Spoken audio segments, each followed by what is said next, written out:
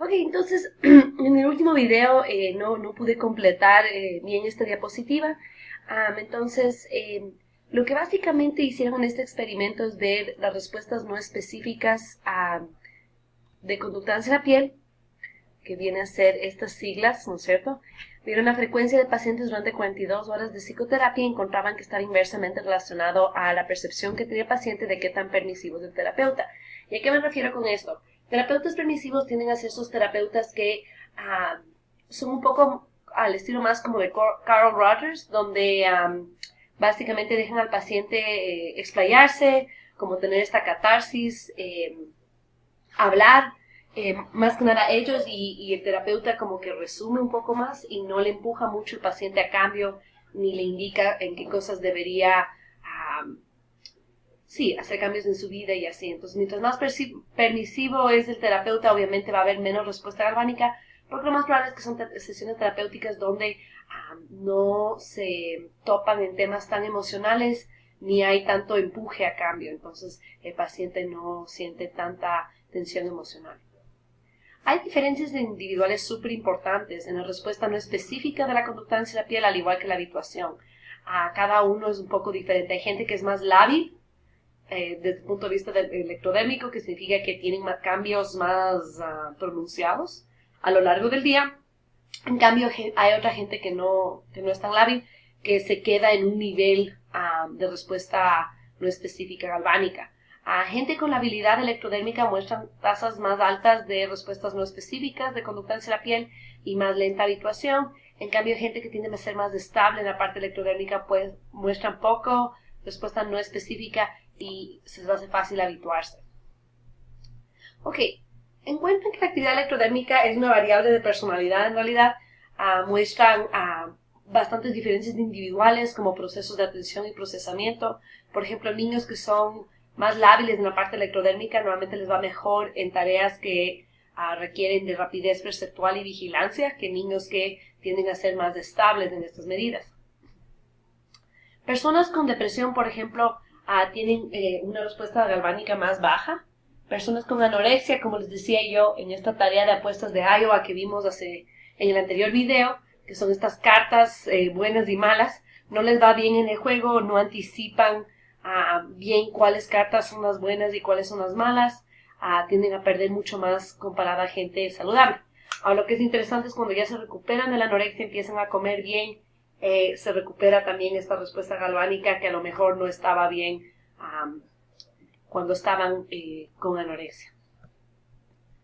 La amígdala tiene un rol súper importante en la respuesta galvánica, entonces si ustedes se ponen a pensar gente con problemas mentales o que está pasando por un momento malo, muy emocional, van a ver cambios en su respuesta galvánica. Si tú dañas la amígdala, no hay condicionamiento ya entre la respuesta galvánica de la piel y objetos. Entonces, ¿a qué se refiere esto? Normalmente cuando uno, por ejemplo, pasa por un susto, te chocas y te asustaste un montón durante el choque, esa intersección, cuando pases por ahí, lo más probable es que vas a tener algún tipo de activación de la amígdala, porque tu cuerpo va a recordar el accidente que tuviste ahí, y eso también va a implicar que va a haber una respuesta de la conductancia de la piel. Entonces se encuentran que la amígdala es súper importante para este aprendizaje, para que haya un condicionamiento, es decir, una asociación entre la respuesta galvánica y eventos emocionales.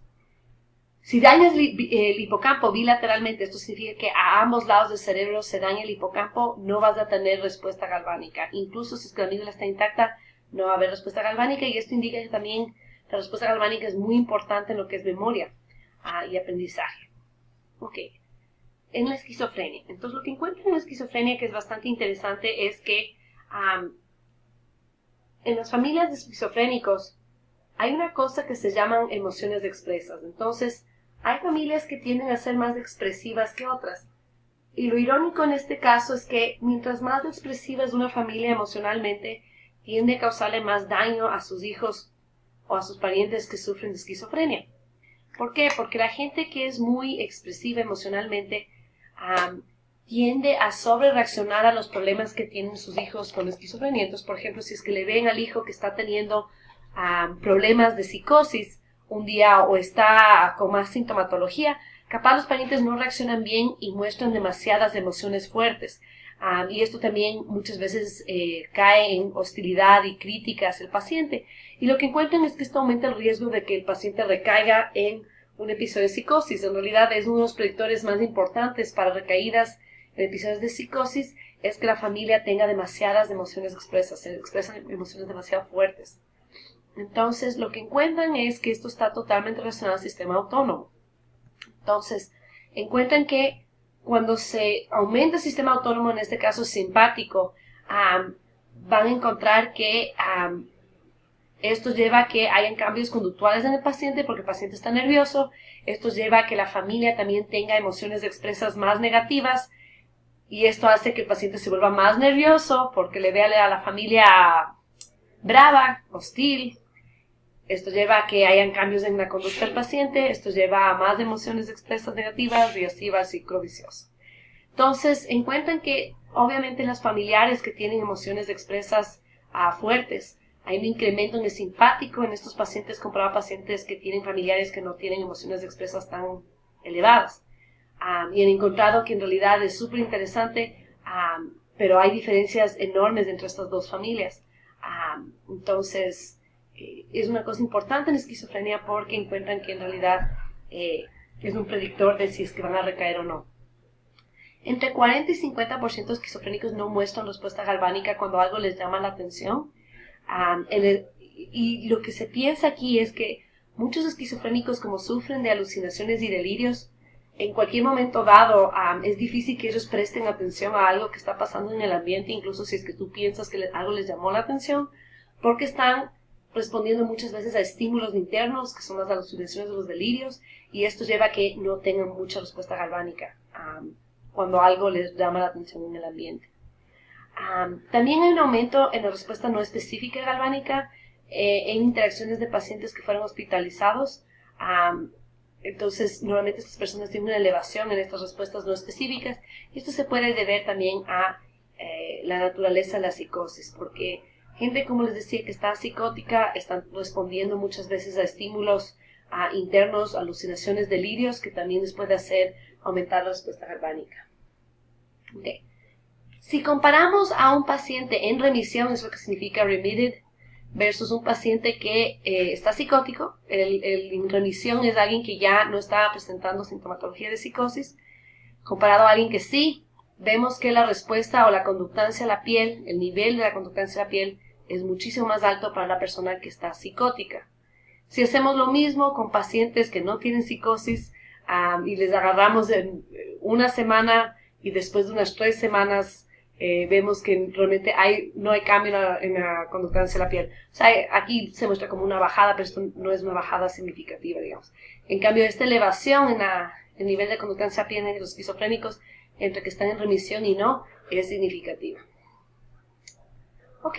Hijos de personas con esquizofrenia y sus parientes en primer grado, estos son gente que no manifiesta síntomas de esquizofrenia, pero encuentran que también tienen abnormalidades como hiperactivación de la respuesta galvánica y también mucha actividad no específica en la conductancia de la piel.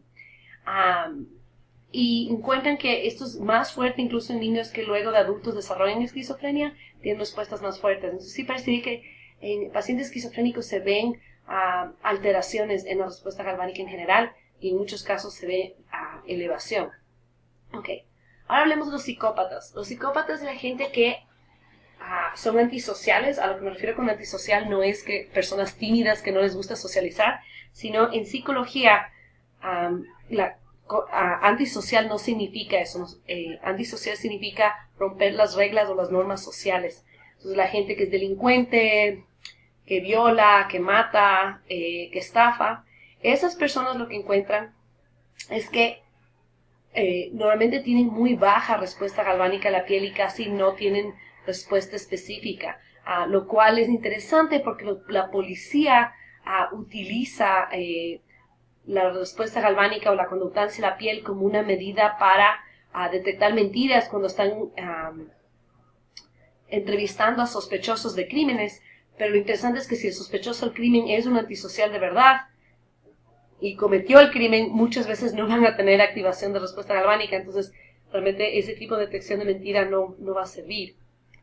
Y parte de esto es porque se piensa que tienen poca ansiedad y miedo, entonces casi no tienen activación en la amígdala y por ende no hay mucha activación en todo lo que es la conductancia de la piel. En realidad un metaanálisis, que es cuando tú agarras muchos estudios juntos y les analizas, de 95 estudios en conductancia de la piel encuentran que los psicópatas casi no tienen conductancia de la piel.